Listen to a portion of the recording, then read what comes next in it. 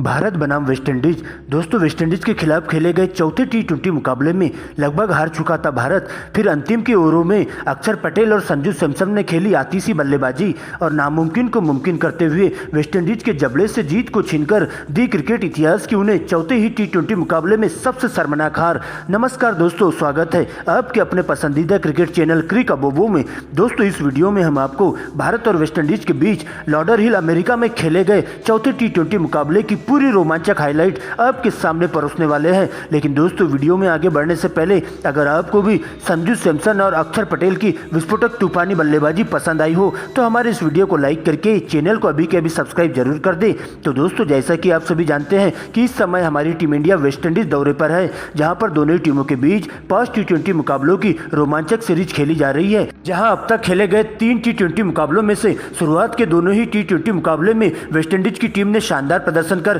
Team India को पूरी तरह से रौंद दिया था। तो वही दोस्तों, उसके बाद तीसरे टी20 मुकाबले में भारतीय टीम ने जबरदस्त तरीके से कमबैक किया था और वेस्टइंडीज की टीम को 7 विकेट से बुरी तरह से निस्तेनाबूद कर दिया था। और इस प्रकार से इस समय दोनों ही टीमें 2-1 की बराबरी पर चल रही है। लेकिन दोस्तों, इसी बीच सीरीज का चौथा टी20 मुकाबला खेला जाता है। टॉस किया जाता है और वेस्टइंडीज के कप्तान रोमेन पॉवेल टॉस जीतकर पहले बल्लेबाजी करना पसंद करते हैं। तो वही दोस्तों, भारतीय टीम को गेंदबाजी करने के लिए आमंत्रित किया जाता है। दोस्तों, इसके बाद वेस्टइंडीज की पारी की शुरुआत करने 2 दिग्गज ओपनर बल्लेबाज ब्रेंडन किंग और काइल मेयर्स मैदान पर आ जाते हैं, जिनके कंधों पर टीम को ठोस शुरुआत देने की जिम्मेदारी सौंपी जाती है। तो वही दोस्तों, टीम इंडिया की तरफ से पारी का पहला ओवर लेकर खुद कप्तान हार्दिक पांड्या आते हैं और पहले ही ओवर में एक शानदार लाइन लेंथ के तहत गेंदबाजी करते हुए दिखाई देते हैं। लेकिन दोस्तों, इसी ओवर की चौथी गेंद पर ब्रेंडन किंग करारा प्रहार कर देते हैं और गेंद को सीमा रेखा के बाहर 6 रनों के लिए भिजवा देते हैं। जिसके बाद हार्दिक पांड्या अपने लाइन लेंथ से पूरी तरह से भटकते हुए दिखाई देते हैं और लगातार 2 गेंदें बैक टू बैक वाइड फेंक देते हैं। लेकिन दोस्तों, इसी बीच इसी ओवर की अंतिम गेंद पर एक करारी अपील देखने को मिलती है,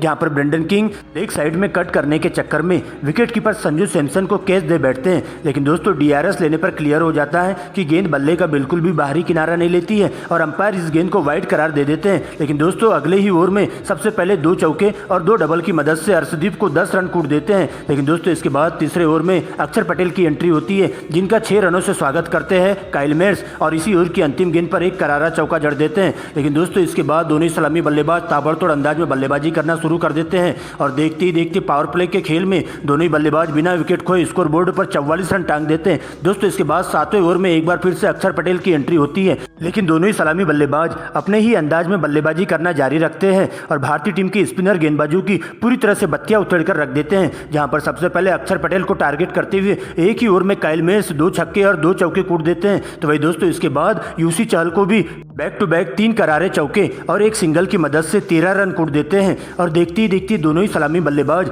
मात्र 26 गेंदों में ही 50 रनों की अटूट साझेदारी पूरी कर लेते हैं और इस प्रकार से 10 ओवर के खेल में टीम के लिए बिना कोई विकेट गंवाए स्कोर बोर्ड पर 95 रन बना लेते हैं। और इसके बाद दोस्तों, इसी अंदाज में बल्लेबाजी करते हुए सबसे पहले काइल मेयर्स मात्र 26 गेंदों में अपना 50 पूरा करते हैं। तो वही दोस्तों, 11वें ओवर में ब्रेंडन किंग का भी विकराल रूप देखने को मिलता है और एक छक्का लगाकर सबसे पहले मात्र 21 गेंदों में ही अपनी अर्धशत की पारी पूरी कर लेते हैं। दोस्तों, इसके बाद इस पनपती हुई पार्टनरशिप को तोड़ने के लिए कप्तान हार्दिक पांड्या अपने पिटारे में से स्पिन के जादूगर कुलदीप यादव के हाथों में गेंदबाजी थमा देते हैं। जहां पर कुलदीप यादव एक ही ओवर में वेस्टइंडीज के दोनों ही ओपनर बल्लेबाजों को क्लीन बोल्ड कर पूरी तरह से बैकफुट पर ढकेल देते हैं। जहां पर ओवर की पहली ही गेंद पर सीधा एक यार्कर लाइन की गेंद पटककर काइल मेयर्स को क्लीन बोल्ड कर देते हैं, जो कि 57 रनों के निजी स्कोर पर चलता हो जाते हैं। तो वही दोस्तों, इसी ओवर की अंतिम गेंद पर ब्रेंडन किंग को एक यार्कर गेंद पटककर क्लीन बोल्ड कर देते हैं, जिनकी पारी 51 रनों पर खत्म हो जाती है। दोस्तों, इसके बाद निकोलस पुरन और सिमरन हेटमायर वेस्टइंडीज की पारी को आगे बढ़ाने के लिए आते हैं और शुरुआत में ही अपना विकराल रूप दिखाते हुए सबसे पहले अर्शदीप सिंह को टारगेट करते हैं। जहां अर्शदीप के एक ही ओवर में निकोलस पुरन 2 चौके और 2 छक्कों की मदद से 20 रन बटोर लेते हैं। तो वही दोस्तों, अगले ओवर में सिमरन हेटमायर भी ताबड़तोड़ अंदाज में बल्लेबाजी करते हुए चले जाते हैं और एक ही ओवर में 4 लगातार चौके जड़कर 16 रन कूट देते हैं और इस प्रकार से दोनों ही सलामी बल्लेबाज 28 गेंद में 50 रनों की अटूट साझेदारी पूरी कर लेते हैं और देखते ही देखते 15 ओवर के खेल में टीम के स्कोर को 2 विकेट के नुकसान पर 135 रनों के आसपास पहुंचा देते हैं। लेकिन दोस्तों इसके बाद 16वें ओवर में चाइनामैन कुलदीप यादव अपनी धारदार गेंदबाजी से वेस्टइंडीज के दोनों ही बल्लेबाजों को बुरी तरह से उलझाकर रख देते हैं और 2 विकेट निकालकर वेस्टइंडीज की कमर तोड़कर रख देते हैं। जहां पर सबसे पहले 16वें ओवर की पहली गेंद पर अच्छे लय में दिखाई दे रहे निकोलस पूरन को 44 रनों के निजी स्कोर पर बाउंड्री के पास कैच आउट करवा देते हैं। तो वही दोस्तों इसी ओवर की अंतिम गेंद पर फुल शॉट मारने के चक्कर में सिमरन हेटमायर भी सीमा रेखा के पास यूसी चहल को कैच दे बैठते हैं, जिनकी पारी का अंत 35 रनों के निजी स्कोर पर हो जाता है और इस प्रकार से 2 लगातार विकेट गिरने से वेस्टइंडीज की टीम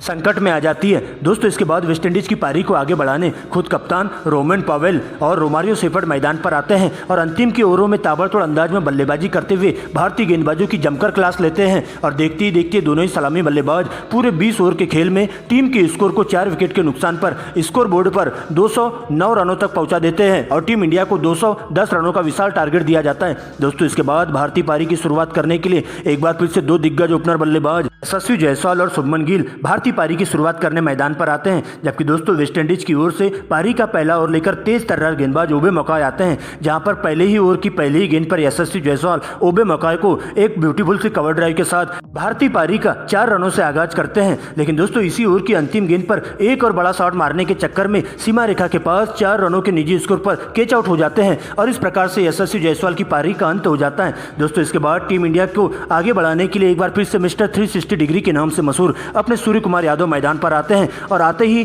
ताबड़तोड़ अंदाज में बल्लेबाजी करते हुए वेस्टइंडीज के गेंदबाजों पर पूरी तरह से धावा बोल देते हैं। जहां पर सबसे पहले रोमारियो शेफर्ड को टारगेट करते हुए दूसरे ही ओवर में 2 चौके और 2 छक्कों की मदद से 20 रन कूट देते हैं। तो वही दोस्तों इसके बाद दोनों ही सलामी बल्लेबाज तीसरे ओवर में 3 गगनचुंबी छक्के लगाते हुए 18 रन कूट देते हैं और इस प्रकार से वेस्टइंडीज के गेंदबाजों पर पूरी तरह से अटैकिंग करते हुए उनकी लाइन लेंथ बिगाड़ देते हैं और देखते ही देखते पावर प्ले के खेल में दोनों ही सलामी बल्लेबाज टीम के स्कोर को 1 विकेट के नुकसान पर स्कोर बोर्ड पर 55 रन टांग देते हैं। लेकिन दोस्तों इसके बाद इस बढ़ते हुई पार्टनरशिप के ताबूत में कील ठोकने के लिए वेस्टइंडीज के तेज गेंदबाज ओबे मकाई एक बार फिर से मैदान पर आते हैं और आते ही अपने इस ओवर में टीम इंडिया की बड़ी मछली शुभमन गिल का शिकार कर जाते हैं, जहां पर शुभमन गिल एक बड़ा शॉट मारने के चक्कर में सीमा रेखा के पास कैच आउट हो जाते हैं। लेकिन इसके जस्ट बाद संकट मोचन का रूप लेते हुए टीम इंडिया की पारी को आगे बढ़ाने के लिए वर्मा जी के बेटे तिलक वर्मा की एंट्री होती है और आते ही अपना मोर्चा संभालते हुए सूर्य कुमार यादव का जबरदस्त तरीके से साथ देते हुए चलते हैं और सिंगल डबल की मदद से सबसे पहले 10 ओवर के खेल में टीम के स्कोर को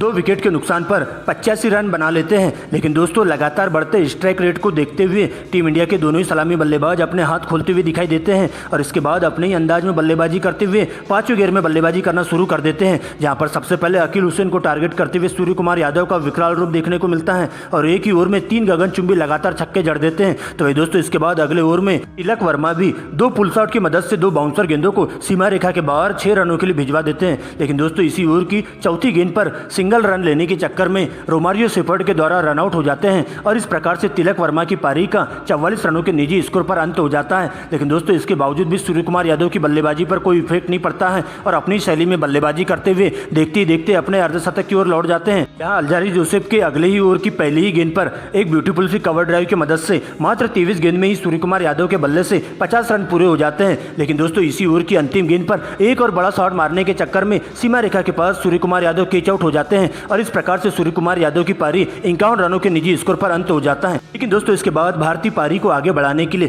खुद कप्तान हार्दिक पांड्या मोर्चा संभालने के लिए मैदान पर आ जाते हैं, लेकिन जेसन होल्डर की एक शानदार सी डिलीवरी पर मारने के चक्कर में सीधा क्लीन बोल्ड हो जाते हैं और इस प्रकार से हार्दिक पांड्या को बिना खाता खोले ही पवेलियन का रास्ता नापना होता है। लेकिन दोस्तों इस प्रकार से 2 ओवरों में लगातार 3 विकेट गिरने से टीम इंडिया मुश्किल में आ जाती है। लेकिन इसके बाद संकट मोचन का रूप लेकर संजू सैमसन और अक्षर पटेल मैदान पर आते हैं, जो कि सर पर कफन बांधकर मैदान पर आते हैं और ताबड़तोड़ अंदाज में बल्लेबाजी करते हुए टीम के स्कोर को आगे बढ़ाने का काम करते जाते हैं और इस प्रकार से टीम इंडिया 18 ओवर की समाप्ति पर 4 बहुमूल्य विकेट गंवाकर स्कोर बोर्ड पर 180 रन बना लेती है। दोस्तों अब इस मुकाबले में जीत हासिल करने के लिए टीम इंडिया को अगले 2 ओवरों में 30 रनों की जरूरत होती है, जहां सबसे पहले 19वें ओवर में अक्षर पटेल का विकराल रूप देखने को मिलता है और एक ही ओवर में 3 गगनचुंबी छक्के लगाकर 18 रन कूट देते हैं। दोस्तों इसके बाद अंतिम की 6 गेंदों में 12 रनों की जरूरत होती है, जहां पर सबसे पहले ओबे मकाई को संजू सैमसन अपने ही स्टाइल में 3 लगातार करारे कवर ड्राइव की मदद से 12 रन कूट देते हैं और इस प्रकार से इस रोमांचक मुकाबले में वेस्टइंडीज को 6 विकेट से पूरी तरह से निस्ते नाबूद कर देते हैं और सीरीज में 2-2